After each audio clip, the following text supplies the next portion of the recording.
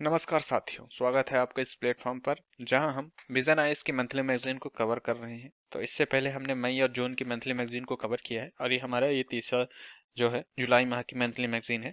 तो जुलाई माह की मंथली मैगजीन में हमने इसके 2 सेशन ले चुके हैं, आपका इंटरनेशनल रिलेशन का और पॉलिटी एंड गवर्नेंस का, जिसका वीडियो मैंने अपलोड कर दिया है। तो आप यूट्यूब में जाके वीडियो को देख के इसका लाभ उठा सकते हैं और साथ ही साथ दोस्तों को शेयर करके उनको भी इस जो मंथली मैगजीन की जो सीरीज चल रही है उसको आप उनसे लाभ मिल सकता है। तो मेरे कुछ दोस्तों का कमेंट ये था कि सर आप लाइन टू लाइन पढ़ाते ज़्यादा है, मतलब इम्पोर्टेंट छोड़ के। तो मेरा उनसे ये कहना है कि लाइन टू लाइन पढ़ाने का मेरा दूसरा पर्सपेक्टिव पहले तो यही है कि मैं जितना हो सके शॉर्ट तरीके से पढ़ा के आप लोगों को जो एग्जाम के लिए ज़रूरी है उन्हीं को पढ़ाऊँ, बाकी वो छोड़ के आगे बढ़ जाऊँ। पर बात यह है कि जो मेरा लाइन टू लाइन पढ़ाने का सबसे बड़ा रीज़न यही है कि बहुत से ऐसे स्टूडेंट होते हैं जो मंथली मैगजीन खरीद तो लेते हैं, है ना, या फिर यूट्यूब में खोलते हैं, लेकिन उनके पास इतना टाइम नहीं रहता कि वो उसको वीडियो देख सकें या फिर मंथली मैगजीन तो पढ़ सके। तो मेरा यही कोशिश रहती है कि जो मैं इस मंथली मैगजीन को वीडियो बना रहा हूँ लाइन टू लाइन, तो उससे क्या रहता है, अगर आप ना देखें तो आप सुन के भी पूरी तरह से जो भी इसका टॉपिक है उस पर क्लियर हो सके, एकदम कमांड बना सके। तो मेरे इस रीजन की वजह से मैं लाइन टू लाइन पढ़ाने की कोशिश करता हूँ। और साथ ही साथ मैं ये भी कोशिश करता हूँ कि जहाँ जरूरी नहीं है या फिर जहाँ डिस्क्राइब करना जरूरी नहीं है वहाँ मैं उसका मेन पॉइंट आपको हिंट देके उसके बाद आगे बढ़ जाता हूँ। तो ये वजह है। बाकी आप लोग जैसा बोलेंगे वैसा होगा। बाकी यही है कि मैं आप सबको साथ में लेके चलने की कोशिश करता हूँ। तो आज जो हमारा नया सेशन है वो है इकोनॉमिक का। तो आज मंथली मैगजीन से में जितने भी इकोनॉमी से रिलेटेड जो भी न्यूज़ है उनको हम देखेंगे। तो इकोनॉमी में हमारा जो ये पहला जो आपका टॉपिक है उसमें है राष्ट्रीय बहुआयामी निर्धनता सूचकांक, जो national multi dimensional poverty index है, उसके बारे में जो नई न्यूज़ आई है उसको देखेंगे। जीएसटी जो ऑनलाइन गेमिंग में लगी, जितने फैंटेसी गेम होते हैं उन पे लगाया गया है। और वेडिंग टैक्स बेस जो बढ़ाया गया है, जन विश्वास संशोधन विधेयक जो लाया गया है, और ग्रीक अर्थव्यवस्था, विदेशी पोर्टफोलियो, कॉर्पोरेट बाजार, इन सभी को आज हम पढ़ते हुए आगे बढ़ेंगे। तो चलिए आज की क्लास को शुरू करते हैं। तो हमारा जो पहला टॉपिक है वो राष्ट्रीय बहुआयामी निर्धनता सूचकांक है ना, national multi dimensional poverty index. तो नीति आयोग ने इसके सूचकांक का नया दूसरा संस्करण जारी किया है। जो हालिया संस्करण है उसे NFH 5 2019 से 21 पर ये आधारित है ना। तो जो 2015-16 का था और 2019 से 21 का, इसके बीच में दोनों सर्वेक्षणों में क्या किया गया कि बहुआयामी निर्धनता को कम करने के भारत की प्रगति को दर्शाता है। यह नवंबर 2021 में प्रकाशित बेसलाइन रिपोर्ट का एक अगला भाग है। तो ये इस तरह से इसको तारीख है। अब देखेंगे एमपीआई के बारे में। सरकार की जीआईआरजी पहल के तहत नीति आयोग ने एमपीआई के लिए नोडल एजेंसी है ये, है ना। यही क्या करती है, सारे महत्वपूर्ण सामाजिक और आर्थिक मापदंडों का भारत के प्रदर्शन की निगरानी करता है। साथ ही साथ भारत की राष्ट्रीय एमपीआई गणना हेतु की जाने वाली विधि अल्कीरे फोस्टर एएफ पद्धति का एक तरह से चिन्हित करती है ना। तो राष्ट्रीय एमपीआई के उप सूचकांक में क्या होता है, हेड काउंट रेशियो होता है ना, जो कितने व्यक्ति निर्धन है, निर्धनता की व्यापक तीव्रता, निर्धनता का स्तर क्या है। हेड काउंट रेशियो में क्या है कि निर्धनता की व्यापक तीव्रता का गुणा करके एमपीआई मान निकाला जाता है। यह निर्धनता के दायरे में शामिल लोगों के और उनके अभाव वंचन के स्तर को दर्शाता है। भारत में राष्ट्रीय एमपीआई के संकेतक में क्या आता है, राष्ट्रीय एमपीआई मॉडल में वैश्विक एमपीआई के मॉडल के 10 मूल संकेतकों का उपयोग किया जाता है। हालांकि इनके अलावा इनमें 2 अन्य संकेतक होते हैं, जैसे मातृ स्वास्थ्य और बैंक खाते जोड़े गए। तो ये आपके लिए होगा।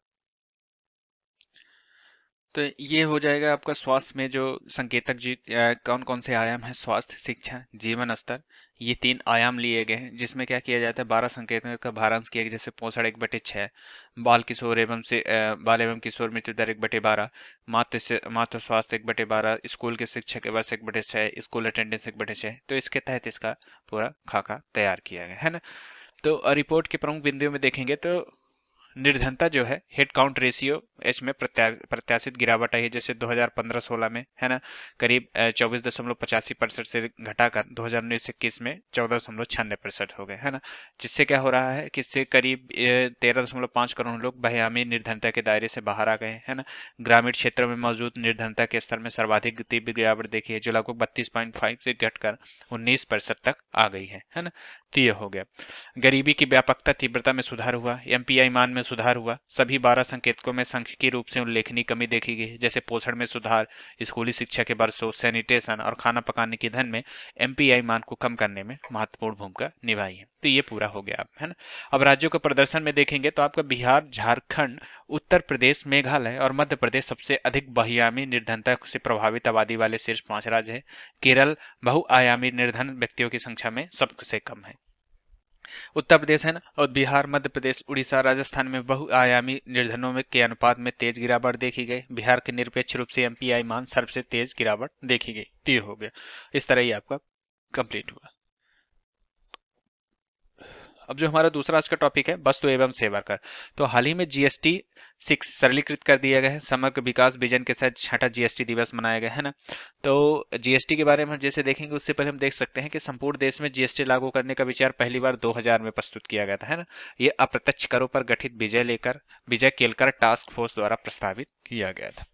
तो जीएसटी जो है एकीकृत कर प्रणाली है जिसने केंद्र और राज्य दोनों सरकारों द्वारा लगाए गए कई अप्रत्यक्ष करों को विस्थापित किया है। इसे 1 जुलाई 2017 को लागू किया है। ये तिथि याद करने लायक है ना, ताकि आपके मेन से रिलेटेड क्वेश्चन अगर बने तो उस पर आप लिखने के लिए सही रहे, और जो क्वेश्चन प्रीलिम्स में आ जाता है तो उसमें भी सही रहे। जीएसटी प्रणाली के दोहरी संरचना को अपनाया गया, जिसमें केंद्र जीएसटी सीजीएसटी और राज्य जीएसटी में एसजीएसटी शामिल है ना। तो ये हो गया। अब जीएसटी परिषद देखेंगे तो यह राज्यों के एक संयुक्त मंच है। इसका गठन भारतीय संविधान के अनुच्छेद 279 के तहत किया गया है ना। इसके अप्रत्यक्ष रूप से केंद्रीय मंत्री और सभी राज्यों केंद्र शासित प्रदेशों के प्रतिनिधि शामिल होते हैं। यह परिषद केंद्र और राज्य स्तरों के बीच कर की दरों, छूट तथा राजस्व बंटवारे सहित जीएसटी के विभिन्न पहलुओं पर चर्चा करती है। तो ये हो गया आपका। अब जीएसटी की आवश्यकता है ये तो आपको पता होगा, जैसे एकल राष्ट्रीय बाजार की स्थापना के लिए, जटिल कराधान व्यवस्था के लिए, टैक्स स्कैनिंग करने के लिए, कैस्केडिंग के लिए, कर संग्रह में तकनीक के इस्तेमाल की आवश्यकता है, ईज ऑफ डूइंग बिजनेस को बढ़ावा देने के लिए और कर संग्रहण की उच्च लागत को कम करने के लिए। तो ये हो गया आपके। जीएसटी का प्रभाव देखेंगे तो सहकारी संघवाद को प्रोत्साहन देता है, ये कर के बोझ में कमी करता है ना। सूक्ष्म, लघु एवं मध्यम उद्यमों एमएसएमई को यह लाभ देता है। राजस्व संग्रह में वृद्धि होती है ना, और राजस्व में वृद्धि कर उछाल होता है। जैसे राज्यों में जीएसटी राजस्व में उल्लेखनीय उछाल आया है। जीएसटी के लागू होने से पहले इसकी दर कितनी थी? 0.72 थी, लेकिन जीएसटी लागू होने के बाद इसकी दर 1.22 हो गई है ना। बाजार एकीकरण और ईज ऑफ डूइंग बिजनेस बढ़ गया इससे, है ना।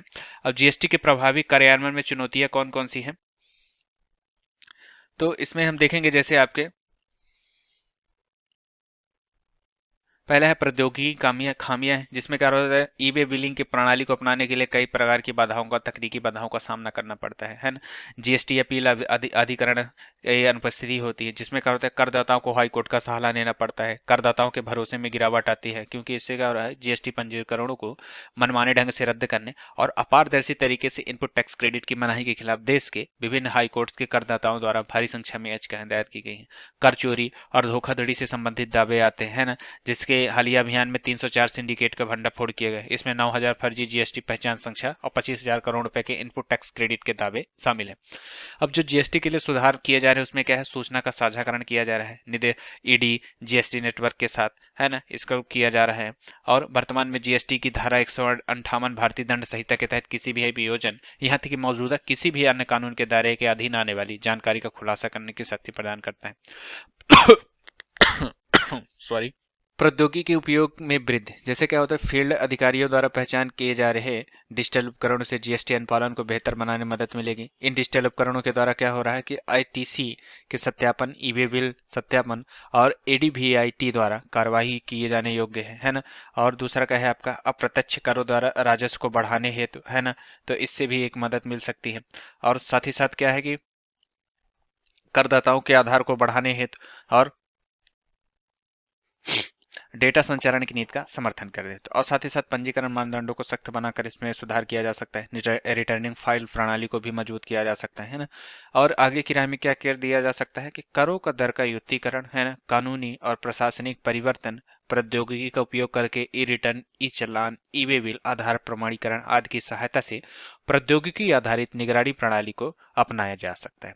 ऑडिट, मूल्यांकन और जांच को सुव्यवस्थित किया जाना, कर नेटवर्क का विस्तार करके शराब, पेट्रोल या अन्य उत्पादों जीएसटी के दायरे में ला जा सकता है। तो ये अब हम देखेंगे ये है हमारे इतिहास का तीसरा टॉपिक, ऑनलाइन गेमिंग। तो जीएसटी परिषद ने क्या किया है कि online gaming, horse racing, casino पर 28% जीएसटी लागू करने का निर्णय किया है ना। और एक तरह से अगर आप देखेंगे तो इसके पीछे फैक्ट है, तो ये होना भी चाहिए, क्योंकि क्या होता है कि गैम्बलिंग के द्वारा बहुत ज्यादा एक तरह से कह सकते हैं कि ऐसे पैसे की कमाई हो रही है जो आपके जीएसटी के दायरे के अंदर नहीं आने के कारण लोग इसका दुरुपयोग कर रहे हैं। तो ये बहुत ही ज्यादा गलत बात है। प्रमुख बिंदुओं पर नजर डालेंगे तो कर की दर में क्या है, इलेक्ट्रॉनिक गेमिंग, कसिनो और हॉर्स रेसिंग पर 28% की दर से जीएसटी लागू किया गया है। जीएसटी गेम एंट्री के दौरान भुगतान की गई प्रारंभिक राशि पर लगाया जाए, न कि प्रत्येक दांव के कुल मूल्य पर। तो ये हो जाएगा। और क्या है, यह प्रत्येक ऑनलाइन गेमिंग पर लगाया गया है, चाहे उसमें कौशल की आवश्यकता हो या फिर संयोग पर आधारित हो, है ना। ऑफशोर ऑनलाइन गेमिंग पर भी कर का आरोपण किया गया है ना, जो है एकीकृत जीएसटी अधिनियम 2017 में संशोधन करके किया गया है ना। क्रियान्वयन के तौर में देखेंगे तो केंद्रीय और राज्य कानूनों में आवश्यक संशोधनों के बाद इस नए कर के 1 अक्टूबर 2023 से लागू होने की संभावना है। तो ऑनलाइन गेमिंग में इसको लगा देने से जैसे प्रभाव क्या पड़ेगा, जैसे सकारात्मक प्रभाव में देखेंगे, राजस्व में वृद्धि होगी, है ना। इससे 20,000 करोड़ रुपए तक का फायदा हो सकता है ना।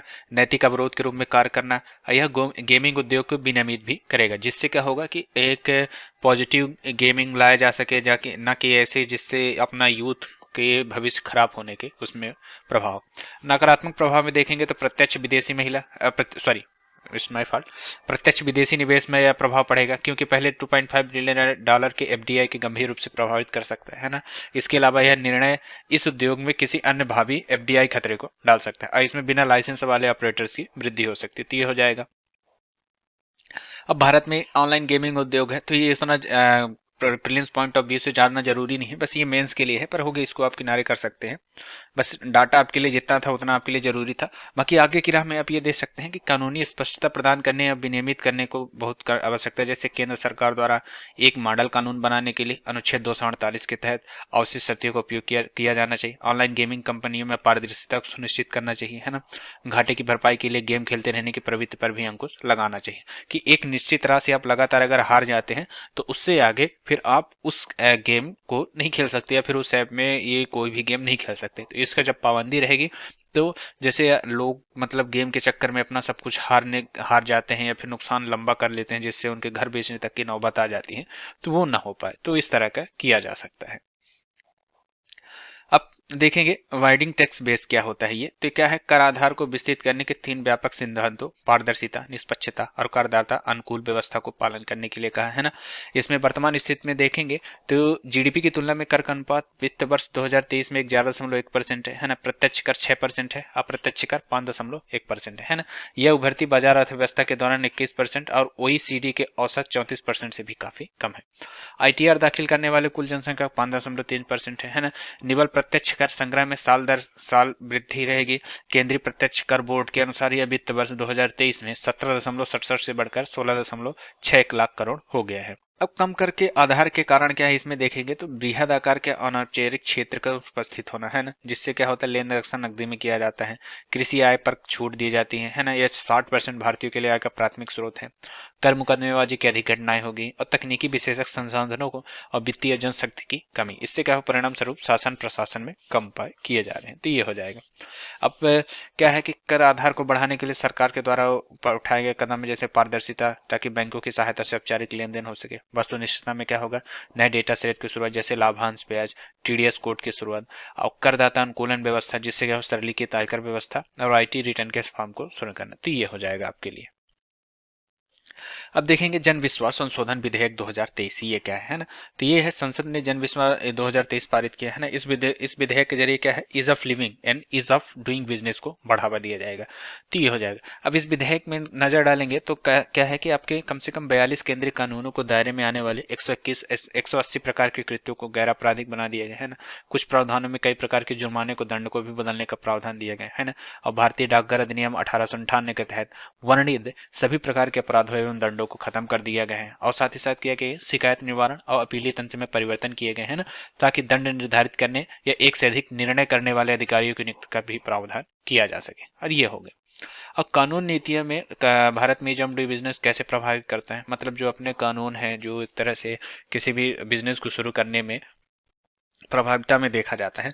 तो अपने देश में जो सबसे ज्यादा उद्योग न लगने का या फिर जो इंटरप्रेन्योरशिप जो अपना ये होता है ना, वो कम होने का सबसे बड़ा कारण यही है कि 50 प्रकार के कागज बनवाने पड़ते हैं, हजारों सरकारी दफ्तरों में चक्कर लगाना पड़ता है, तब किसी एक उद्योग को आप स्थापित कर सकते हैं।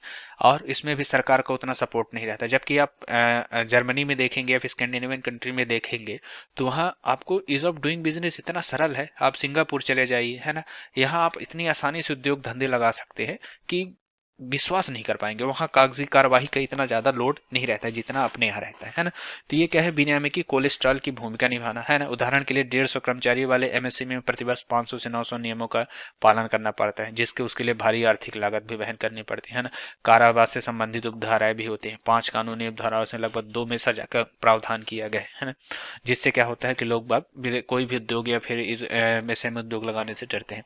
अनुपातिकता का अभाव कहने के लिए सूचना प्रौद्योगिकी अधिनियम 2000 के तहत किसी वेबसाइट पर अधिकारी का नाम और उनका संपर्क विवरण प्रकाशित नहीं करने पर राजद्रोह का केस भी लग सकता है। तो ये सब मतलब छोटी छोटी बातों में इतना बड़ी सजा जो देने का कारण है। इसी कारण से अपने देश में क्या है कि एक तरह से कह सकते हैं कि उद्योग और धंधे उतने पनप नहीं पाते हैं। ओवरलैपिंग और क्रॉस पर्पज कानून लागू करना, कानूनों और नीतियों में बार बार बदलाव तक स्पष्टता का अभाव रहता है। विभिन्न वस्तुओं और सेवाओं में जीएसटी की दरों में बार बार बदलाव, जिससे क्या होता है खाद्य उत्पादों पर प्रबंधन निर्यात पर प्रतिबंध रहता है ना। प्रशासनिक विवेकाधिकार और रेट सीकिंग, है ना। रेट सीकिंग गतिविधियों का उद्देश्य क्या होता है, आर्थिक संसाधनों में वितरण में हेर फेर द्वारा वित्तीय तथा अन्य लाभ प्राप्त करना। अब यह विधेयक कैसे मदद करेगा, आर्थिक प्रावधानों को तर्कसंगत बनाएगा, है ना। अपराध की गंभीरता के अनुरूप सजा का प्रावधान करेगा, है ना। जीवन निर्वाह को सहज बनाएगा, है ना। ईज ऑफ डूइंग बिजनेस को बढ़ावा मिलेगा और न्यायपालिका पर बोझ कम होगा। आगे की राह में क्या किया जा सकता है, प्रक्रिया संबंधी सुरक्षा उपाय, जैसे अनौपचारिक उपायों की सहायता से शिकायत को दूर करने में मदद मिल सकती है ना। बिना निकायों को शामिल करने की जरूरत है, जिससे bureau of Indian standard RBI को तर्कसंगत बनाने के लिए फंस सही और अनुपालन में सुधार और आपराधिक धाराओं को तर्कसंगत बनाया जा सके। सरकार को किसी भी विषय में अपने नीतिगत रुख को पहले स्पष्ट कर लेना चाहिए, ठीक उसी तरह जिस तरह मौद्रिक नीति द्वारा सरकार समय समय पर मौद्रिक नीति की घोषणा का उपक्रम बनाता है। विनियामकी प्रभाव का मूल्यांकन करना चाहिए, कानूनी मानकों को परिभाषित करना और आवश्यकता तथा अनुपातिकता के सिद्धांतों सहित कानूनी विनियामकों का एक तरह से समान और सांकेतिक सेट प्रदान करने का परिभाषित करना, तो ये हो जाएगा, है ना।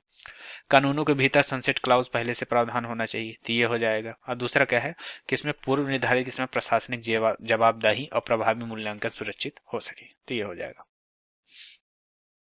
गिग श्रमिक और गिग अर्थव्यवस्था क्या होती है, तो क्या है कि श्रम, वस्त्र और कौशल विकास संबंधी संसदीय स्थायी समिति ने श्रम एवं रोजगार मंत्रालय से देश में गिग श्रमिकों के लिए कल्याणकारी योजनाएं बनाने तथा उन्हें लागू करने का आग्रह किया है। इससे संबंधित अन्य तथ्य में देखेंगे तो इसके अलावा हाल ही में G20 के श्रम और रोजगार मंत्रियों की बैठक संपन्न हुई, है ना। इस बैठक में गिग एवं प्लेटफॉर्म श्रमिकों के लिए स्थायी सामाजिक सुरक्षा पर एक आउटकम दस्तावेज को अपनाया गया है ना। राजस्थान सरकार ने क्या किया है कि प्लेटफॉर्म आधारित गिग वर्कर्स पंजीकरण विधेयक 2023 पारित किया है। इस प्रकार राजस्थान सरकार गिग श्रमिकों के लिए कल्याणकारी विधेयक लाने की भूमिका निभाई है ना। और गिग श्रमिकों में एक डेटाबेस का रखरखाव भी करेंगे। तो अब ये देखेंगे कि गिग श्रमिक और गिग अर्थव्यवस्था के बारे में, है ना। तो ये क्या होता है, जो गिग अर्थव्यवस्था होती है ये मुक्त बाजार प्रणाली का एक उदाहरण है। इसमें क्या होता है, रोजगार की प्रकृति अस्थायी अर्थात अनिश्चित होती है और श्रमिकों में स्वतंत्र कॉन्ट्रैक्ट के साथ रहते हैं, मतलब इनमें कोई इनका अस्थायित्व नहीं रहता है। इनको कभी भी निकाला जा सकता है और कभी भी नए श्रमिकों को इसमें वो किया जा सकता है। अब जो प्लेटफॉर्म गिग श्रमिक कैसे होते हैं, ये श्रमिक जो ऑनलाइन सॉफ्टवेयर एप्स और डिजिटल प्लेटफॉर्म जैसे जोमेटो, स्विगी, ओला आदि पर काम करते हैं। गैर प्लेटफॉर्म गिग श्रमिक क्या होते हैं, ये आमतौर पर पारंपरिक क्षेत्र और अनौपचारिक वेतन कर्मियों और आत्मनिर्भरता की कर्मी होते हैं। गिग अर्थव्यवस्था में वृद्धि के कारण क्या है, इंटरनेट पर व्यापक पहुंच, स्टार्टअप इकोसिस्टम की तीव्र वृद्धि, है ना, प्लेटफॉर्म की इंटरऑपरेबिलिटी, है ना, तथा क्या है संविदा कर्मियों की बढ़ती मांग। इसके कारण से क्या है गिग अर्थव्यवस्था में वृद्धि हो रही है। इससे जुड़ी चुनौतियों में क्या है, नौकरियों की असुरक्षा, जैसे कि आपको पता है कि इसमें कोई स्थायित्व तो नहीं रहता है, कभी भी निकाला जा सकता है, कभी भी आपको नियुक्त किया जा सकता है। आय में स्थिरता होती है, अपने मनमाना रहता है। अगर आप अस्थायी होते हैं तो एक निश्चित रकम दी जाती है, अब आप अस्थायी हैं तो अपने हिसाब से इसका उपयोग किया जाता है। कानूनी सुरक्षा और सामाजिक सुरक्षा का भाव रहता है। सौदेबाजी से असमान शक्ति होती है।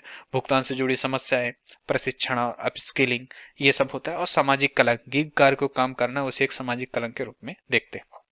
आगे की राह में क्या देख सकते हैं कि श्रम कानूनों के तहत गिग श्रमिकों को भी मान्यता दी जानी चाहिए ताकि उनमें एक आय की निश्चितता हो, है। सुनिश्चित न्यूनतम आय का आय प्रदान करना, सामाजिक सुरक्षा कवर प्रदान करना, सामाजिक सुरक्षा संहिता 2020 का कार्यान्वयन करना और वित्त तक पहुंच भी प्रदान करना। तो ये एक तरह से हो जाएगा आपके लिए। अब विदेशी पोर्टफोलियो निवेश, ये फॉरेन, इसमें आपको सिर्फ इतना डाटा जरूरी है कि ये है क्या। तो उच्च जोखिम वाले कुछ चिन्हित विदेशी पोर्टफोलियो निवेशकों की ओर से अतिरिक्त प्रकटीकरण को अनिवार्य करने का प्रस्ताव किया गया है ना।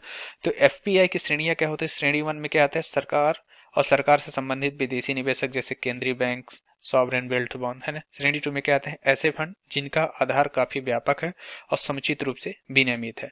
और श्रेणी 3 में आते हैं दान, धर्मार्थ समितियां, कॉर्पोरेट निकाय, ट्रस्ट, पारिवारिक कार्यालय और व्यक्तिगत निवेश। ये हो गया। अन्य संबंधित तथ्य में देखेंगे कि उच्च जोखिम वाली एफईआई को अपने फंड के स्वामित्व, आर्थिक और हित नियंत्रण के बारे में अतिरिक्त जानकारी प्रदान करना अनिवार्य बनाया गया है। और साथ ही साथ एफईआई के लिए सेबी ने यह कदम उठाया है ताकि ओवरऑल एफपीआई इकोसिस्टम पर कोई नकारात्मक प्रभाव न पड़े। तब एफईआई होता क्या है? तो विदेशी पोर्टफोलियो निवेश क्या होता है? एक ऐसे निवेशक जो किसी और देश की पूंजी बाजार में शेयर एवं वित्तीय परिसंपत्तियों निवेश करता है। पहले भारत में एफआईआई को दो श्रेणी में था, एफआईआई और क्यूएफआई में वर्गीकृत किया। हालांकि वर्तमान एफआईआई व्यवस्था में इन दोनों को एकीकृत कर दिया है ताकि विदेशी पोर्टफोलियो का नाम दिया गया और इनके निवेशक विदेशी पोर्टफोलियो निवेशक कहलाते हैं। तो भारत में इसकी स्थिति क्या है कि इसमें काफी दशक में उतार चढ़ाव देखा गया है ना। लगभग 1.65 लाख करोड़ का बीटीसी एफआईआई इन्वेस्टमेंट अपने भारत में है ना। मौजूदा प्रावधान में देखेंगे तो इसे सेबी द्वारा विनियमित किया जा सकता है ना। और कुछ हद तक इसमें सीमाएं भी निर्धारित की गई हैं। और कानूनी प्रावधान में क्या आता है? विदेशी मुद्रा प्रबंधन अधिनियम, धन शोधन निवारण अधिनियम। एफपीआई से संबंधित समझदारी में कहते हैं कुछ विशेष कंपनियों में ही निवेश करना, है ना। प्रेस 3 नोट पीएस का उल्लंघन दुरुपयोग करने से क्या होगा कि अनिवार्य कर दिया है कोई कंपनी केवल मार्ग के जरिए, सरकारी मार्ग के जरिए ही भारत में निवेश कर सकती है। संबंधित पार्टी लेन देन में प्रकटीकरण में विफलता, जिससे क्या होगा, हिडनबर्ग ने आरपीटी जैसे एक तरह से गैर प्रकटीकरण पर आपत्ति उठाई है।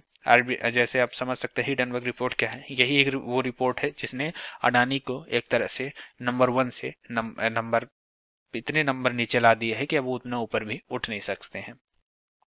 एफपीआई के विनियमन में सेबी का प्रस्ताव, है ना। उच्च जोखिम वाले एफपीआई के लिए आर्थिक पारदर्शिता का बनाना, है ना।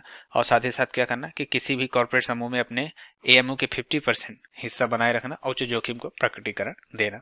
तो ये हो जाएगी। अब क्या है? कॉर्पोरेट ऋण बाजार, कॉर्पोरेट डिप्ट मार्केट क्या है कि ये कॉर्पोरेट ऋण बाजार विकास फंड को शुरू करने के लिए एक फ्रेम जारी किया है, जो किसके द्वारा जारी किया गया? सेबी के द्वारा। तो इसमें क्या है कि इसमें निवेश के ग्रेड वाले कॉर्पोरेट ऋण प्रतिभूतियों की खरीदी की जाएगी, जिसके वैकल्पिक निवेश फंड के द्वारा की जाएगी। जैसे निजी तौर पर एकत्र किए गए फंड ऐसे होते हैं, है ना। और इन्वेस्टमेंट ग्रेड एक प्रकार की रेटिंग दर्शाती है, जो कि नगर पालिका और कॉर्पोरेट बैंक में डिफॉल्ट का जोखिम बहुत कम है। तो इसके तरह इन्वेस्टमेंट ग्रेड क्या होता है कि रेटिंग पाने वाली एक कंपनी ट्रिपल बी, इसमें उच्च रेटिंग मिलनी चाहिए। तो ट्रिपल बी क्या होता है? एक ट्रस्टेड आपके तरह से कि हाँ ये बॉन्ड एक ट्रस्टेड है, इसमें आपको बेहतर रिटर्न मिलेगा। और सीडीएम डीएफ को शुरू करने का उद्देश्य क्या होता है कि प्राय बाजार में क्या होता है? संकट का दौर होता है, जिससे क्या होता है कि अधिक बॉन्ड वाले बिक्री होने लगती है और तरलता के संकट की स्थिति उत्पन्न हो जाती है। तो सीडीएम और डीएफ ऐसे समय में निवेश ग्रेड वाले कॉर्पोरेट ऋण प्रतिभूति की खरीदी करता है और तरलता प्रदान करने में बाजार की मदद करता है। योगदान में देखेंगे कि कुछ विशेष ऋण उन्मुख म्यूचुअल फंड योजनाओं और परिसंपत्ति और प्रबंधन कंपनियों के लिए इस फंड में योगदान अनिवार्य होगा। तो ये हो जाएगा। ऋण उन्मुख म्यूचुअल फंड योजना, ये क्या होता है कि निश्चित आय वाले बाजार लिखतों, जारी बॉन्ड्स, ऋण प्रतिभूतियां में निवेश करने वाली म्यूचुअल फंड स्कीम को ऋण उन्मुख म्यूचुअल फंड कहा जाता है। इसकी अवधि कितनी होती है? 15 साल होती है और इसे सेबी द्वारा विनियमित किया जाता है। तो ये हो जाएगा। अब बाकी इतना आपके लिए जरूरी नहीं, क्योंकि धीरे धीरे ये सब आपके लिए मेंस के पर्सपेक्टिव के हिसाब से होता है। बाकी डाटा जितना था वो मैंने आपको बता दिया है, अब इतना आपको आगे पढ़ने की जरूरत नहीं। मैं आपको जो बता रहा हूँ एक्चुअल बता रहा हूँ, क्योंकि मैं इसको एक बार से 2 बार रीडिंग कर लेता हूँ, फिर उसके बाद आपके पास वीडियो लाता हूँ। यही कारण है कि मैं ज्यादातर कोशिश ये करता हूँ कि लाइन टू लाइन पढ़ाने की कोशिश करूँ, और जो आपके लिए जरूरी होता है सिर्फ वही, मतलब अधिक ना कम। मैं मेन डाटा रहता है प्रीलिम्स पॉइंट ऑफ व्यू से, बाकी जानकारी के लिए क्या रहता है, अब एक बार तो आप पढ़ लेंगे ठीक है, पर मेंस के लिए आपको दोबारा पढ़ना पड़ता है या फिर कुछ और चीजें जानकारी लें। इस वजह से क्या होता है कि जितना प्रीलिम्स के लिए जरूरी है वही मैं आपको पढ़ाने की कोशिश कर रहा हूँ। जो हमारा आज का 8वां टॉपिक है खान और खनिज विकास संशोधन अधिनियम 2023। तो ये हो किस बारे में है कि संसद ने जैसे खान और खनिज विकास और विनियमन संशोधन विधेयक 2023 पारित किया है ना। तो यह क्या होता है कि इसके द्वारा खनिज क्षेत्र में कई प्रकार के सुधार लाए जाएंगे जो 2015 में MMDR अधिनियम में व्यापक संशोधन के तहत किए गए थे। इस संशोधन द्वारा जिला खनिज फाउंडेशन और राष्ट्रीय खनिज अन्वेषण ट्रस्ट की स्थापना की जाएगी और इस अधिनियम को 2016, 2020 और 2021 में भी संशोधित किया गया है। और इन सुधारों में क्या शामिल है, जैसे कैप्टिव मर्चेंट खातों के बीच में अंतर को समाप्त करना, खनिज लाइसेंस लीज या हस्तांतरण को प्रतिबंधित रूप से हटाना, तो ये हो जाएगा। अब ये अन्य सुधारों की जरूरत क्यों है? महत्वपूर्ण क्रिटिकल खनिजों की खोज और खनन बढ़ाने की जरूरत है जो स्वच्छ ऊर्जा को अपनाने और 2070 तक नेट जीरो उत्सर्जन लक्ष्य को प्राप्त करने में भारत की प्रतिबद्धता को देखते हुए क्रिटिकल खनिजों का महत्व बढ़ गया है। खनन क्षेत्र में सीमित प्रत्यक्ष विदेशी निवेश प्राप्त हुए हैं ना। खनन अन्वेषण क्षेत्र में स्वचालित मार्ग से 100% FDI की अनुमति देने के बावजूद यह स्थिति देखी जा सकती। तो अब जो विधेयक संशोधन किया गया है उसमें क्या क्या प्रावधान देखे गए वो देखेंगे। तो इसमें क्या हो गया है कि जैसे लाइसेंस गहराई में पाए जाने वाले महत्वपूर्ण खनिजों के लिए एक्सप्लोरेशन लाइसेंस की शुरुआत की गई है। नीलामी के लिए क्या किया गया कि सूचीबद्ध खनिजों के नीलामी एवं अन्वेषण के लिए लाइसेंस दिया जाएगा, है ना, जो आपके एक तरह से जिसमें लिथियम युक्त खनिज, तांबा युक्त खनिज, पोटास और जस्ता युक्त खनिज भी शामिल है। एक्सप्लोरिंग लाइसेंस में क्या की वैधता रहेगी, यह लाइसेंस 5 वर्ष के लिए दिया जाएगा। राज्य सरकार के पास आवेदन कर सकते हैं और 2 अतिरिक्त वर्षों के लिए बढ़ाया जा सकता है। खनन पट्टा दिया जाएगा। परमाणु खनिजों की सूची में 12 खनिजों में 6 खनिज को बाहर किया गया था, है ना, तो ये हो जाएगा। अब इन खनिज का अंतरिक्ष उद्योग, इलेक्ट्रॉनिक संचार आदि के उपयोग किया जा सकता है। यह भारत में नेट जीरो उत्सर्जन प्रतिबद्धता को भी पूरा करने में एक तरह से महत्वपूर्ण है। तो ये हो जाएगा। अब महत्वपूर्ण खनिजों में खनन निजी क्षेत्र को अनुमति है। साथ ही साथ महत्वपूर्ण खनिजों को खनन लाइसेंस पट्टे पर नीलामी देने करने के लिए विशेषाधिकार केंद्र सरकार को दिया गया है, जिससे क्या होगा कि सूचीबद्ध कुछ महत्वपूर्ण खनिजों के खनन पट्टे समेकित लाइसेंस की नीलामी का विशेषाधिकार होगा। और साथ ही साथ पहली अनुसूची के भाग डी में महत्वपूर्ण खनिज भी इसमें शामिल खनिज है, जिसमें कैसे क्या क्या आते हैं, टंगस्टन, कैडमियम, दुर्लभ भूतत्व, समोच्च के खनिज और उर्वरक खनिज और परमाणु खनिजों की सूची से बाहर किए गए खनिज। तो ये हो जाएगा। इसका प्रभाव क्या होगा, विदेशी निवेश, उद्यमिता, है ना, निजी क्षेत्र की भागीदारी आएगी, प्रक्रिया में तेजी ला सकेगी और आयात पर निर्भरता में कमी आएगी। निष्कर्ष के तौर पे देखेंगे कि आर्थिक समृद्धि, जलवायु संबंधी कार्रवाई, राष्ट्रीय सुरक्षा के लिए महत्वपूर्ण खनिज काफी महत्वपूर्ण है। साथ ही आत्मनिर्भर भारत के सपने को साकार करने के लिए इन खनिजों की खोज, खनन और विवेकपूर्ण उपयोग से समझौता नहीं किया जा सकता। तो आपके लिए हो जाएगा। 9वां अपना जो आज का टॉपिक है वो है महात्मा गांधी राष्ट्रीय रोजगार गारंटी अधिनियम 2005 मनरेगा, है। तो ये क्या है कि ग्रामीण विकास पंचायती राज संबंधी संसदीय स्थायी समिति ने एक रिपोर्ट प्रस्तुत की है। इस रिपोर्ट में मनरेगा से संबंधित समस्याओं पर प्रकाश डालते हुए उनके समाधान हेतु सिफारिश की गई है। तो ये हो जाएगा। इस योजना से संबंधित अधिक जानकारी के लिए इस मैगजीन के अंत में कुछ परिशिष्ट भी दिए गए, सॉरी इसको आपके लिए जरूरी नहीं है। मनरेगा से संबंधित प्रमुख समस्या में क्या होता है, अपर्याप्त आवंटन और मजदूरी भुगतान में देरी देखी गई है। जैसे आप बहुत सारे क्या होगा 2-2, 3-3 महीने से मजदूरी के भुगतान लटकाए गए हैं। एक्चुअल में मैंने ये चीज देखी है, जैसे मेरे ही गांव में जो मनरेगा के काम किए गए हैं तो उसमें 2-2 महीने से, अभी अभी की बात नहीं, थोड़ी पुरानी बात हो चुकी है, अब वर्तमान में क्या है ये तो नहीं पता, पर ये मैंने देखा कि उनके 2-2, 3-3 महीने की सैलरी रुकी हुई है। उन्होंने काम किया है लेकिन उसका भुगतान अभी तक नहीं हुआ। बजटीय आवंटन में कटौती की है। जैसे वित्त वर्ष 2020-21 में तुलना में वित्त वर्ष 2021-22 में 34% कम बजट का आवंटन किया गया है ना। मजदूरी के भुगतान में देरी, जैसा कि मैंने आपको बताया, मुआवजा नहीं दिया जा रहा है। संस्थागत समस्याएं में क्या है, पंचायती राज संस्थाओं की अपर्याप्त क्षमताएं है ना, और अस्पष्ट जवाबदेही है और प्रशासनिक शिकायत जांच अधिकारी अर्थात लोकपाल की नियुक्ति न होना। प्रणालीगत समस्याएं में जैसे CPIL के आधार पर मजदूरी निर्धारण संबंधी समस्याएं, जॉब कार्ड संबंधी समस्याएं, भ्रष्टाचार है एक तरह से, डिजिटल डिवाइड के कारण डिजिटल हाजिरी लगाने, आधार पेमेंट, ब्रिज सिस्टम आदि के कार्यान्वयन पर प्रतिकूल प्रभाव पड़ता है। महिलाओं से जुड़ी विशेष समय में जैसे क्या होता है समस्याओं में कार्यस्थल पर देखभाल, बाल देखभाल सुविधा और मूलभूत सुविधाओं की कमी देखी है, कम जागरूकता, है ना। तो ये होता है। सरकार द्वारा हालिया सुधार क्या किए जाए हैं, जैसे डिजिटलाइजेशन किया जाएगा, डिजिटल हाजिरी और भौगोलिक प्रणाली सूचना प्रणाली आधारित योजना, है ना। सिक्योर मनरेगा के तहत कार्यों का आकलन और तैयारी और मंजूर करने के लिए विकसित किए गए एक ऑनलाइन एप्लीकेशन है। जियो मनरेगा के तहत क्या किया जाएगा, परिसंपत्तियों पर जियो टैग किया जाएगा। इससे क्या होगा, लेखा परीक्षा और सुनिश्चित हो जाएगी और भ्रष्टाचार पर अंकुश लग सकेगा। तो ये हो जाएगा। तो बस इतना ही आपके लिए जरूरी है, बाकी इसको आप किनारे कर सकते हैं क्योंकि इसमें डेटा दिया नहीं गया है, बस ये थोड़ा कागजी कार्रवाई है। प्रधानमंत्री ग्राम सड़क योजना में अपनी एक पंचायती ग्रामीण विकास एवं पंचायती राज संबंधी संसदीय स्थायी समिति ने अपनी रिपोर्ट जारी की है ना। तो इसमें क्या है, रिपोर्ट के अनुसार 31 जनवरी 2023 तक पीएमजीएसवाई फर्स्ट और पीएमजीएसवाई द्वितीय के तहत निर्धारित लक्ष्य में क्रमशः 96.24% और 97.01% का लक्ष्य प्राप्त करना, ये बल्कि आपके लिए जरूरी है। जिसमें क्या है कि ग्रामीण विकास मंत्रालय ने वर्ष 2000 में पीएमजीएसवाई के पहले चरण की शुरुआत की थी। यह एक केंद्र प्रायोजित योजना है ना। अब वामपंथी उग्रवाद से प्रभावित क्षेत्रों के लिए सड़क संपर्क परियोजनाएं चालू की गई। तो 2016 में पीएमजीएसवाई के साथ एक घटक योजना के रूप में की गई थी। इसका उद्देश्य क्या था कि 9 राज्यों में वामपंथी उग्रवाद से प्रभावित 44 जिलों में सड़क कनेक्टिविटी में सुधार किया जाएगा। ऑनलाइन प्रबंधन, निगरानी और लेखा प्रणाली की जाएगी। राष्ट्रीय ग्रामीण अवसंरचना विकास एजेंसी योजना के कार्यों का निष्पादन राज्य सरकार द्वारा किया जाता है, जबकि ग्रामीण विकास मंत्रालय द्वारा एनआरआईडीए के जहत निगरानी की जाएगी। तो ये हो जाएगा। पीएमजीएसवाई को लागू करने संबंधित मुद्दे में क्या है कि आवंटित धनराशि खर्च नहीं की गई, भूमि अधिग्रहण से संबंधित समस्याएं हैं और परियोजनाओं का खराब कार्यान्वयन। जैसे भूमि अधिग्रहण में देखेंगे तो 2010 से 2015 के बीच की अवधि में कैग ने एक ऑडिट रिपोर्ट जारी की थी। इस रिपोर्ट के अनुसार क्या था, 11 राज्यों में 280 करोड़ रुपए खर्च करने के बाद 372 परियोजनाओं की भूमि की अनुपलब्धता या भूमि विवादों के कारण बंद कर दिया गया। तो पैसे भी आवंटन हो गए, पैसों का भी खर्चा हो गया और भूमि भी नहीं मिल पाई, जिसके कारण क्या हुआ कि काम नहीं हो पाया समय पर। इसके अलावा पीएमजीएसवाई के चरण के 3 के तहत मंजूरी प्राप्त सड़कों का निर्माण कार्य अभी तक पूरा नहीं हुआ है। तो ये हो जाएगा। आवंटित निधि का अन्य कार्यों में उपयोग किया जा रहा है ना। रखरखाव में, प्रशासनिक व्यय, वेतन, मजदूरी में प्रयोग किया जा रहा है, जबकि सड़क निर्माण के लिए नहीं किया जा रहा है। गुणवत्ता नियंत्रण और निगरानी में मूल्यांकन, क्षेत्रीय प्रयोगशालाओं का स्थापना न होना, उपकरणों की उपलब्धता।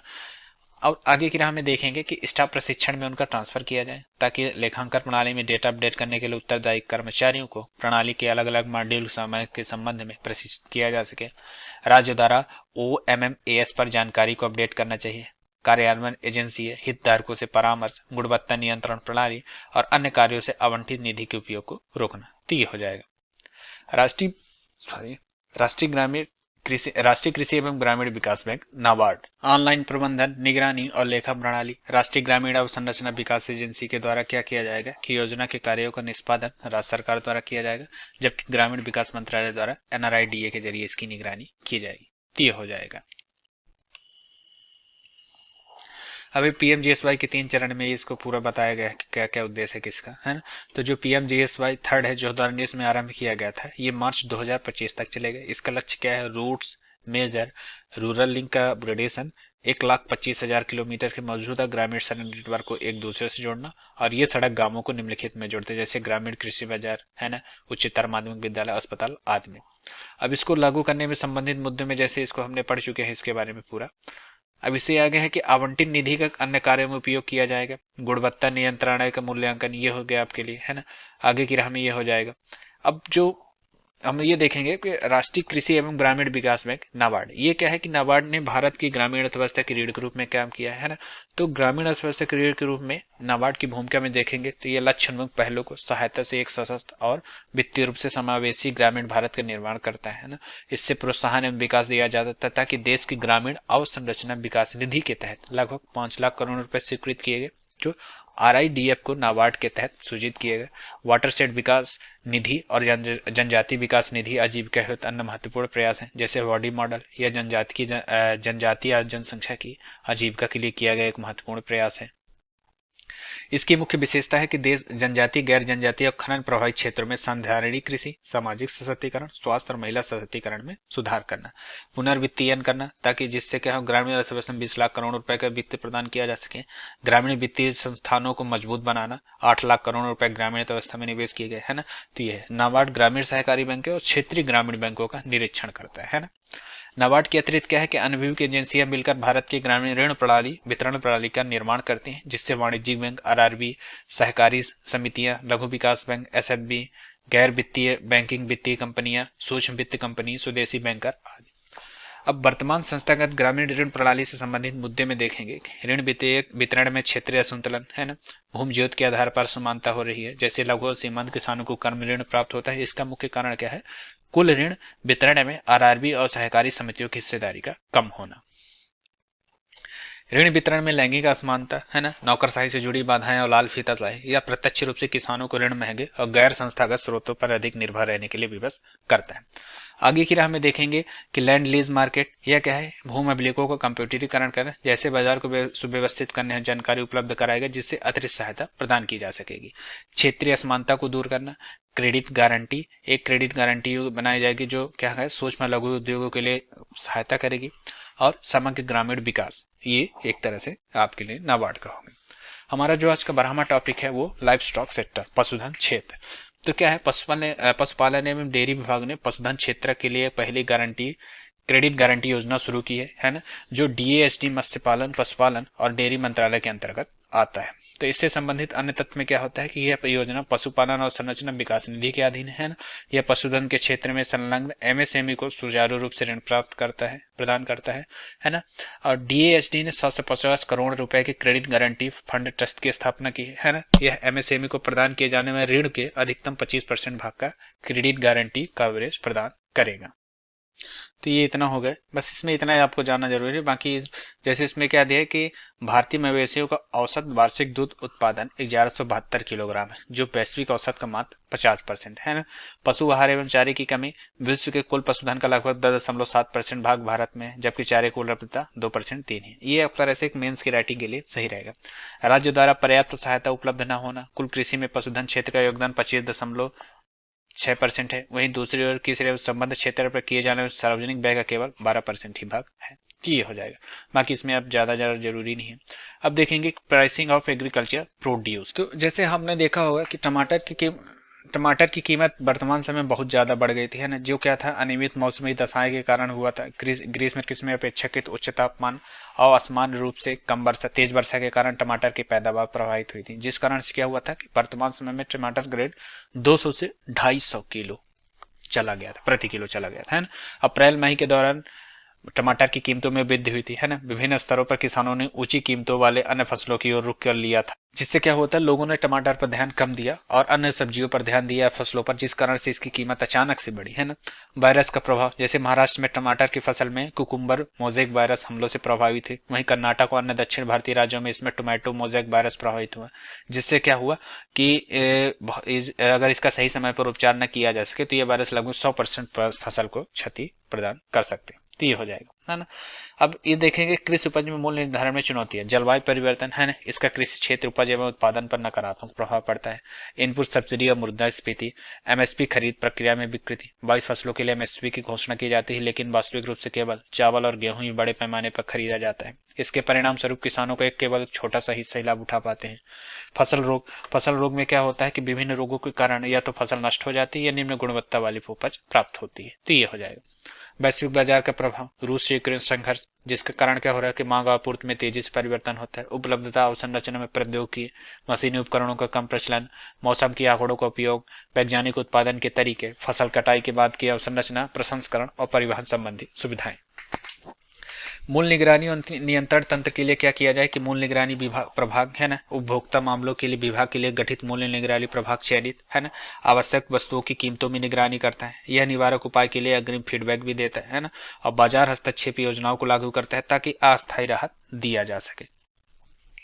ऑपरेशन ग्रीन्स, इसके तहत ऑपरेशन फ्लड की तर्ज पर शुरू किया गया था, जो क्या है, इसका उद्देश्य क्या है कि उत्पादन संगठनों, कृषि लॉजिस्टिक प्रसंस्करण सुविधाओं और पेशेवर प्रबंधन को बढ़ावा देना। तो इसके तहत ये किया गया है। इसमें टमाटर, आलू, प्याज, टीओपी सहित शीघ्र खराब होने वाली 22 फसलों को शामिल किया गया। मूल्य निगरानी के लिए 22 अनिवार्य वस्तुओं के मध्य जैसे खाद्यान्न में क्या आता है, चावल, गेहूं, आटा। दालों में क्या आ रहा है, चना, तुअर, उड़द, मूंग, मसूर। और खाद्य तेल में क्या आ रहा है, मूंगफली का तेल, सरसों का तेल, वनस्पति, सोयाबीन का तेल, सूरजमुखी का तेल और पाम ऑयल। और सब्जियों में क्या है, आलू, प्याज, टमाटर। और अन्य वस्तुओं में चीनी, गुड़, दूध, चाय और नमक। ये क्या है, इसमें मूल्य निगरानी के लिए जो 22 फसलों को शामिल किया गया वो फसलें हैं। तो इसमें बस इतना ही इंपॉर्टेंट था। अब हमारा जो अगला टॉपिक है वो है कृषि मशीनीकरण, जिसमें क्या है, लघु एवं सीमांत किसानों के लिए कृषि मशीनीकरण अनुसंधान विकास ने एक रिपोर्ट प्रस्तुत की है। इस रिपोर्ट में क्या है कि भारत में कृषि मशीनीकरण का स्तर 47% है, वहीं चीन, ब्राजील में यह क्रमशः 59% और 75% है। मतलब अपने देश में इतना ज्यादा कम होने की वजह से क्या है कि खेती भी थोड़ा कमजोरी है लोगों के, और ना उनको फायदा भी नहीं हो पाता। जबकि कृषि मशीनरी का महत्व देखेंगे तो उत्पादकता और लाभ में वृद्धि करता है ना। कृषि उत्पादकता में 30% की वृद्धि की जा सकती है और इनपुट लागत में 20% की कमी की जा सकती है ना, जिससे क्या हो, लेबर कॉस्ट कम आएगा और सारा एक ही मशीन से काम हो जाएगा और समय का भी बचत होगा। फसलों की गुणवत्ता में भी सुधार आएगा, है ना, जिसमें क्या हो कि मशीनीकृत उपकरण सूक्ष्म सटीक रूप से कार्य करते हैं, काम का बोझ कम करता है और दक्षता को बढ़ाता है। शिक्षित युवाओं के बाह्य प्रवास में सहायता मिलती है और संधारणीयता भूमि जल और ऊर्जा की मात्रा को कम करके संधारण कृषि को बढ़ावा देता है। कृषि मशीनीकरण में चुनौतियों में देखेंगे तो समिति की रिपोर्ट के अनुसार 47% के वर्तमान स्तर में 75 से 80% मशीनीकरण हासिल करने और 25 वर्ष और लग जाते हैं ना। वर्तमान में ऐसा कोई इंजीनियरिंग कार्यबल उपलब्ध नहीं जो किसानों को उनके ही स्थान पर मशीन का उपयोग करके दिखा सके और उन्हें प्रशिक्षण दे सके और मरम्मत और रखरखाव में मदद कर सके। तो ये विभिन्न चुनौतियां हैं। एग्री इंजीनियरिंग और औपचारिक शिक्षा का अभाव, औद्योगिक विशिष्ट राष्ट्रीय औद्योगिक वर्गीकरण कोड का अभाव, कृषि मशीनरी उद्योग के लिए INIC में कोई कोड मौजूद नहीं है, बिजली पहुंच की कमी है। अन्य चुनौतियों में देखेंगे जागरूकता की कमी, सीमित अनुसंधान एवं विकास कौशल और श्रमिकों की कमी। आगे की राह में क्या किया जा सकता है? कम लागत वाले छोटे उपकरणों पर ध्यान दिया जाना चाहिए जिससे किसानों की जरूरतों को पूरी किया जा सके। सहायक इकाइयां स्थापित की जानी चाहिए। उद्योग में के रूप में मान्यता, है ना, स्थानीय नवाचारों को प्रोत्साहित करना चाहिए और वित्त पोषण में आसानी, जिससे क्या रहेगा कि इसको सुधार किया जा सकता है। संक्षिप्त सुर्खियों में है क्रिप्टो परिसंपत्तियों से संबंधित गतिविधियों के लिए वैश्विक विनियामक फ्रेमवर्क। तो ये क्या है कि इसके द्वारा विनियामक और पर्यवेक्षी दृष्टिकोणों के व्यापक बनाना, अंतर्राष्ट्रीय स्तर पर अनुरूपता को बढ़ावा देना और इसमें क्रिप्टो परिसंपत्ति बाजार में हुई घटनाओं को सीख लेते हुए अनेक प्रावधान शामिल किए गए, है ना। इस प्रावधान से क्या किया जाएगा कि इसके क्रिप्टो परिसंपत्ति गतिविधियों के लिए वैश्विक स्टेबलाइज व्यवस्थाओं को लाया जाएगा, जिसमें क्या है, ये 2 उच्च स्तरीय सिफारिशें हैं जिसमें विनियमन, पर्यवेक्षण और निरीक्षण किया जाएगा। FSB ने सिफारिशों के दोनों समूह को निम्नलिखित 3 क्षेत्रों में बांटा है, जैसे क्या है, ग्राहक संपत्तियों की पर्याप्त सुरक्षा सुनिश्चित करना, हितों के टकराव जुड़े जोखिमों को कम करना और सीमा पर सहयोग को मजबूत करना। सेंट्रल बैंक की डिजिटल मुद्राओं को इन सिफारिशों में नहीं शामिल किया गया, है ना। तो इसमें क्या देखेंगे, क्रिप्टो परिसंपत्तियां निजी क्षेत्र की डिजिटल परिसंपत्तियां हैं। ये मुख्य रूप से क्रिप्टोग्राफी, डिस्ट्रीब्यूटेड लेजर या इसी तरह की अन्य तकनीक पर निर्भर करती है। और क्रिप्टो परिसंपत्ति बाजारों में अलग अलग खंड हैं। ऐसे क्रिप्टो परिसंपत्तियां जो मूल रूप से किसी समर्थित परिसंपत्ति पर निर्भर नहीं होती है, जैसे बिटकॉइन, स्टेबल कॉइन्स और डिसेंट्रलाइज्ड फाइनेंस। तो ये हो जाएगा। वैश्विक न्यूनतम कर क्या होता है? 138 देशों ने वैश्विक कर समझौतों को लागू करने के ऐतिहासिक कदम में सहमति व्यक्त की है। जो OECD है ना, देश में कर चोरी, कॉर्पोरेट परिहार और रोकने के लिए सक्षम बनाएगा। और OECD ने 2013 में आधार क्षरण और लाभ हस्तांतरण परियोजना भी शुरू की थी। तो ये हो जाएगा। डिजिटल और सतत व्यापार सुविधा पर वैश्विक प्रशिक्षण। इसमें आपके लिए क्या है कि जो भारत के लिए रिपोर्ट मुख्य दी गई है कि भारत का स्कोर 2021 में 90.32 से बढ़कर 2023 में 93.55% हो गया, है ना। दक्षिण एशियाई देशों में सर्वश्रेष्ठ प्रदर्शन करने वाला देश है। इसका समग्र स्कोर कनाडा, फ्रांस, ब्रिटेन और जर्मनी जैसे कई विकसित देशों से भी अधिक है ना। 4 प्रमुख क्षेत्रों में 100 से प्रसूत अंक हासिल किया है। तो ये हो जाएगा आपके लिए। और क्या है, a world of date report. इसमें ये जानना जरूरी है कि व्यापार और विकास पर संयुक्त राष्ट्र सम्मेलन अंक डॉट, ये क्या है कि 1964 में संयुक्त राष्ट्र महासभा द्वारा एक अंतर सरकारी निकाय है। इसके समूह में 195 दशक है और संयुक्त राष्ट्र विकास सतत विकास समूह का ये एक भाग है। ये व्यापार और विकास रिपोर्ट, डिजिटल अर्थव्यवस्था रिपोर्ट और प्रौद्योगिकी और नवाचार रिपोर्ट आदि जारी करता है। तो ये जानना आपके लिए जरूरी है। बाकी इसमें उतना जरूरी नहीं है, मैंने इसको पढ़ के देख लिया है। महिला सम्मान बचत पत्र क्या होता है कि सार्वजनिक क्षेत्र में सभी बैंक को निजी क्षेत्रों के पास पात्र बैंकों को MSSC 2023 को लागू करने का संचालित करने की अनुमति दी है ना। इससे क्या होगा कि MSSC का उद्देश्य क्या है, भारत में युवा लड़कियों और महिलाओं को वित्तीय सुरक्षा प्रदान करना।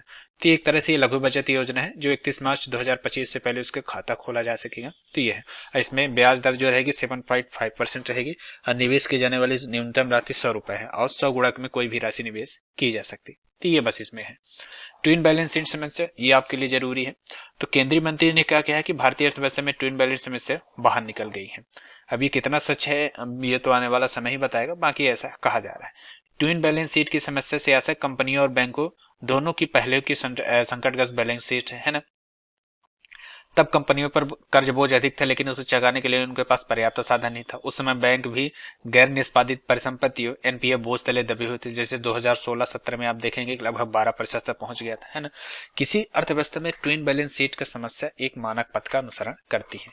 कंपनियां तेजी के दौरान अधिक निवेश और अपना विस्तार करती है, जिससे उनका कर्ज दायित्व भी बढ़ जाता है और उन्हें चुकाने में असमर्थ हो जाए। इस कारण कंपनियों के ऋणों में भुगतान चूक डिफॉल्ट करती है, जिससे क्या होता है, बैंक की बैलेंस शीट खराब होती है और ऋण देने से उनकी क्षमता भी सीमित हो जाती है।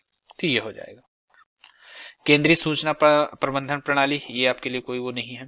प्रोजेक्ट वेब, ये एक तरह से आप ये कह सकते हैं कि national e governance services limited के सहयोग से चालू किया गया, जो world of advance virtual experience के लिए होगा। जो इलेक्ट्रॉनिक बैंक गारंटी भी इसी के तहत शुरू की गई है।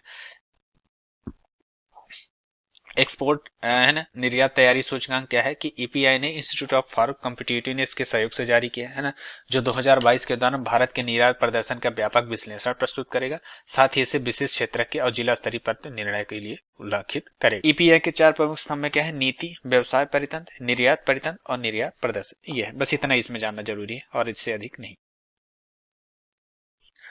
आईटी हार्डवेयर के लिए उत्पादन संबंधित पीएलआई योजना क्या है कि इसके द्वारा पीएलआई योजना 2.0 के संचालन हेतु दिशा निर्देश को मंजूरी दी है ना, जो इलेक्ट्रॉनिक और सूचना प्रौद्योगिकी मंत्रालय द्वारा दी गई है। इसमें क्या है कि घरेलू विनिर्माण उद्योग को वैश्विक स्तर पर प्रतिस्पर्धी बनाना तथा विनिर्माण क्षेत्र में भारत की ग्लोबल चैंपियंस कंपनी खड़ी करना। तो इसके लिए यह है। इसके नजर में देखेंगे कि आधार वर्ष में क्या है कि वित्तीय वर्ष 2022-23 को माना गया है ना।